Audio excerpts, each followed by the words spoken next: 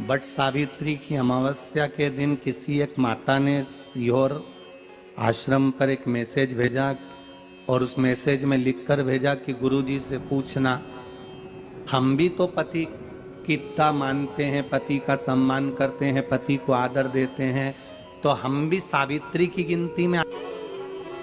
सीहोर से मैसेज आया कि गुरुजी वो ऐसा ऐसा पूछा गया है, आप बताओ क्या कहना है। हमने कहा कह दो, जब बट सावित्री आती है तभी तुम पति को प्रणाम करती हो, जब दिवाली आती है तब पति को प्रणाम करती हो, जब करवा चौथ आती है तभी चलनी में मुंह देखती हो, बाकी के समय तो तुम जूड़ा बांध के ऐसी बोलती हो कि पति थर थर कांपता है।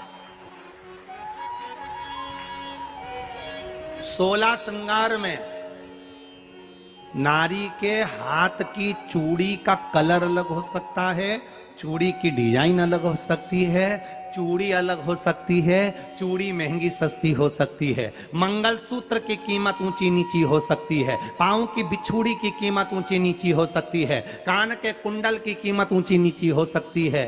तुम्हारे शरीर पर जितने जितने 16 श्रृंगार हैं उसकी कीमत ऊंची नीची हो सकती है। केवल मंगलसूत्र की डिजाइन बदल सकती है, नाक की लौंग की डिजाइन बदल सकती है, कान के बुंदे की डिजाइन बदल सकती है, हाथ की चूड़ी की डिजाइन बदल सकती है, पांव की पायल की डिजाइन बदल सकती है।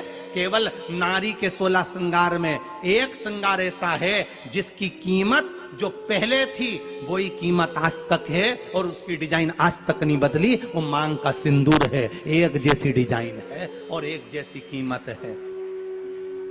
सारे श्रृंगार की कीमत अलग, पर मांग में जो सिंदूर डाला जाता है वो एक कीमत का होता है, एक डिजाइन का होता है और एक जैसा होता है और वो सबसे भारी होता है। सावित्री यमराज से कह रही है मेरे पति को छोड़ दो। यमराज कह रहा है सावित्री तेरा पति मर चुका है, मांग के सिंदूर को पोंछ दे। सावित्री कहती है पूरा श्रृंगार उतार दूंगी पर मांग का सिंदूर नहीं पूछने दूंगी। तब यमराज ने कहा जब तक तू मेरे मांग का अपनी मांग का सिंदूर नहीं उतारती तब तक तू मेरे पास नहीं आ सकती। भगवान यमराज से सावित्री ने कह दिया मैं भी तुझे वचन देती हूं यमराज, मेरी मांग में जब तक सिंदूर है, जैसे सीता ने लाइन, लक्ष्मण जी ने लाइन खींच दी थी और सीता पार नहीं जा सकती थी, मैं भी तुझे वचन देती हूं जब तक नारी की मांग में सिंदूर है तब तक तू उसके पति को उसके सामने लेकर नहीं जा सकता। यह भी मैं तुझे कह देती हूं। यमराज भैंसे पर सवार होकर सत्यवान को लेकर जा रहा था, सावित्री से वचन पर वचन चल रहे थे। पेड़ के पेड़ के नीचे छोड़कर आए। क्या चाहिए तुझको, क्या चाहिए तुझको,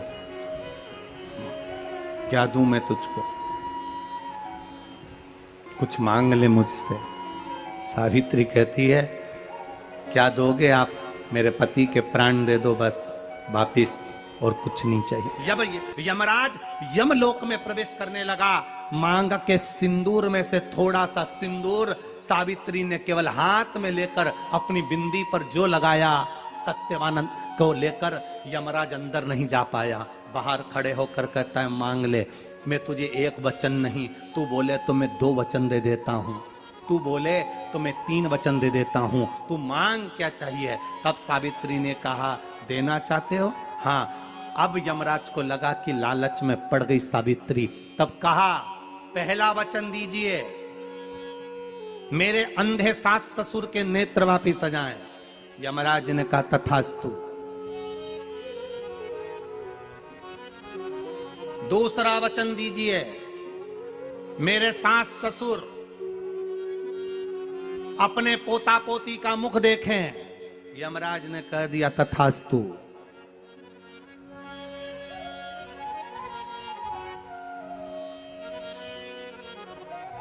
जाओ। यमराज जाने लगे, फिर आग जलने लगी। कहने लगे अब मैं अंदर क्यों नहीं जा पा रहा हूं। सावित्री कहती है तुमने वर दिया है, मेरे सास ससुर पोता पोती का मुख देखें, उनके बेटे को तुम ले जाओगे तो पोता पोती कहां से होगा, छोड़कर जाओ। सावित्री है, पति को वापिस लेकर आ गए।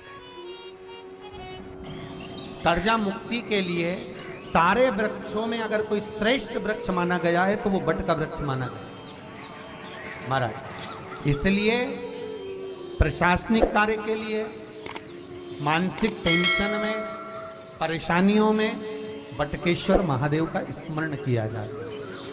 और यदि निवेदन करूंगा, बहुत ज़्यादा यदि आपको कर्जा हो गया है, बहुत ज़्यादा कर्जा हो गया और वो कर्जा चूक ही नहीं रहा, तो थोड़े दिन बड़ के पेड़ के नीचे आप बटकेश्वर महादेव के लिए 1 लोटा पानी, उसमें थोड़ा सा पिसा हुआ चावल पीस के गला लेना चावल को और पीस लेना, पीस के उस पानी में मिला लेना और मिलाकर उसमें थोड़ी सी हल्दी पिसी हुई डालकर बटकेश्वर महादेव के नाम से बड़ के पेड़ के नीचे अपनी कामना कर कर जो कर्जा हुआ है उस कर्जे का भान देते हुए, स्मरण देते हुए छोड़ दे।